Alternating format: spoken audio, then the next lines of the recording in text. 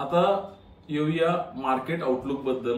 आपण बघतोय की मार्केट सप्टेंबर 2024 ला हाय होता आणि त्याच्यानंतर रोज मार्केट करेक्ट होत निघालंय.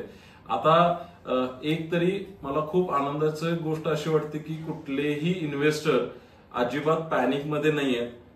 Obviously because of our 4 step philosophy, आणि त्यातली चौथी फिलॉसॉफी आहे, चौथी स्टेप आहे ती आहे continuous review and monitoring of investment. जर आपण यापूर्वीचे व्हिडिओ बघितले किंवा तुमच्याशी आमचं झालेलं टाइम टू टाइम कम्युनिकेशन बघितलं तर आपण जवळपास 2024 मध्ये कुठल्याही लमसम इन्व्हेस्टमेंट डायरेक्ट इक्विटीमध्ये करायला नाही पाहिजेत असं बोलत होतो, आणि त्यावेळी आपण गिल्ड फंड मध्ये सगळे पैसे पार्क करत होतो.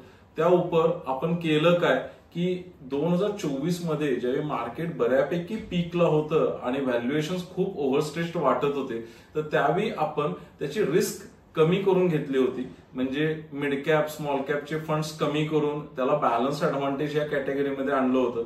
So overall we were properly positioned our portfolio at right time. आणि मला हे सांगायला खूप चांगलं वाटतं की जसे लोक बऱ्याच ठिकाणी असं झालं की पोर्टफोलिओ वाढताना खूप चांगले वाटत होते पण आता पडताना सुद्धा खूप फास्ट पडलेले आहेत. पण विजन मनी मंत्राचे जे क्लायंट्स आहेत तर त्यांचं आपण time to time asset allocation proper केल्यामुळं आपण वाढताना तर पूर्ण रॅली 2023 ते 2024 ची कॅच केली, आणि करेक्शनच्या वेळी मात्र आपण lower side of the risk येऊन बसलो होतो किंवा हायर साइड ऑफ मार्केटमध्ये आपण खरेदी केली नव्हती, आणि त्याचा डेफिनेटली फायदा आपल्याला पोर्टफोलिओमध्ये बघताना दिसतोय, जो आपण फर्स्ट पार्ट मध्ये आता डिस्कस केला पीएनएल व्हॅल्युएशन्स मध्ये. आता आत्ताच्या करेक्शन बद्दल काय तर तसं बघायला गेलं तर फारसे काही डोमेस्टिक इव्हेंट नाही आहेत आपल्याकडे. आता बजेटही झालेलं आहे, आरबीआय पॉलिसी मीट सुद्धा फेब्रुवारीमध्ये रिसेंटली झालेली आहे. सो तसे बघायला गेले तर डोमेस्टिक इव्हेंट्स फार काय नाहीये. थोडीशी इकॉनॉमिक ग्रोथ स्लोडाऊन झालेली आहे असं दिसतंय, पण ती सुद्धा मागच्या आरबीआय पॉलिसी मीट आणि आत्ताच्या पॉलिसी मीट मध्ये फरक पडलेला आहे. Again growth is coming on track. So basically correction होण्याचं एक महत्वाचं कारण हे आहे की एफआयआयचं सेलिंग. आपण बघतोय की गेले 3-4 महिने कंटिन्युअसली एफआयआयज आर सेलिंग, आणि त्यामुळे काय झालेलं की बाईंग येत नसल्यामुळं मार्केट साईडवेज झालंय किंवा करेक्शन होत गेलेलं आहे.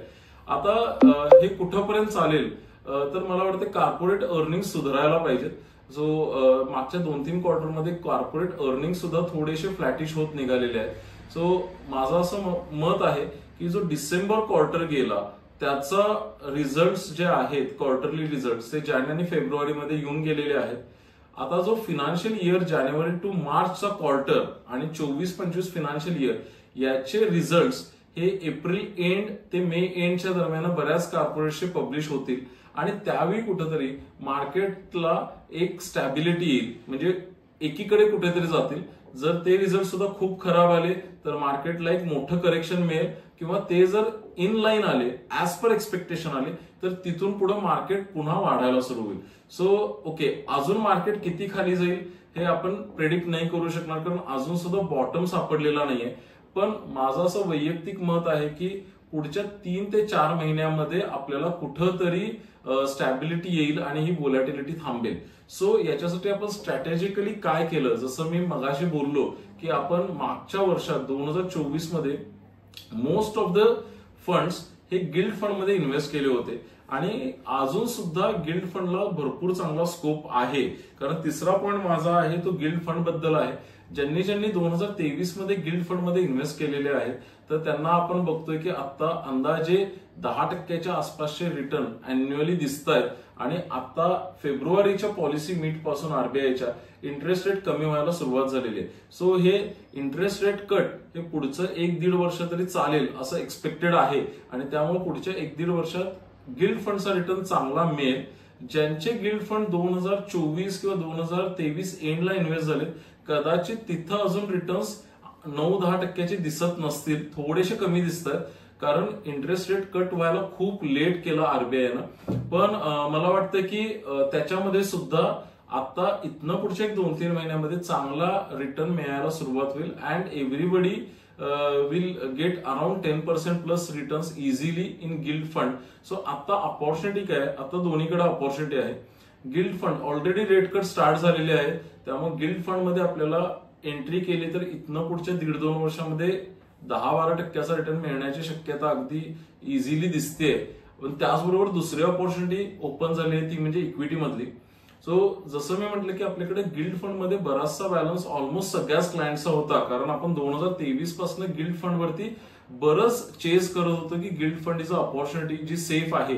आणि आता जेव्हा इक्विटी मार्केट करेक्ट झालं, बऱ्याच लोकांना आठवत असेल की मी त्यावेळी अगदी असंच म्हणत होतो की आता आपण गिल्ड फंडला पार्क करून ठेवूया, पुढच्या 2-3 वर्षात गिल्ड फंडचा रिटर्न चांगला मिळेल आणि त्या 2-3 वर्षात कधीतरी इक्विटी आपल्याला चांगली ऑपॉर्च्युनिटी देईल आणि त्यावेळी हा गिल्ड फंडचा पैसे आपण इक्विटीमध्ये शिफ्ट करूया. एक्झॅक्टली तो मोमेंट आता आलाय असं मला वाटतंय. आता आपण जर आपल्याकडे एक 3-1 वर्षाचा टाइम हॉरिझॉन असेल आणि आपल्याकडे जर गिल्ड फंड मध्ये किंवा एफडीज मध्ये किंवा अजून कुठे जर फंड्स असतील तर ते फंड्स आता इक्विटीमध्ये शिफ्ट करायला सुरुवात करायला हरकत नाहीये. लमसम आम्ही शिफ्ट म्हणत नाहीये, आपण म्हणतो की एसटीपी करून पुढच्या 6 ते 9 महिन्यामध्ये ग्रॅज्युअली आपण हळूहळू करून पैसे इक्विटी म्युच्युअल फंड मध्ये आणायला पाहिजेत. एक एक्झाम्पल घेऊया.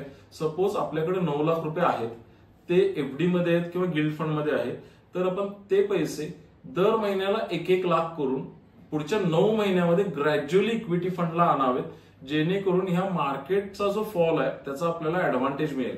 जे लोक जुने क्लायंट आहेत त्यांना आठवत असेल की 2022ला किंवा युट्यूबला सुद्धा आपण 2022 मार्चचा व्हिडिओ बघितला, एक्झॅक्टली अशीच पोझिशन होती. रशिया युक्रेन क्रायसिस सुरू झाले होते अँड जसं वॉरन बफे म्हणतात की be greedy when others are fearful, exactly तोच स्टान्स आपण 2022ला घेतला होता की आपण अग्रेसिव्हली इक्विटी अलोकेशन स्टार्ट केलं.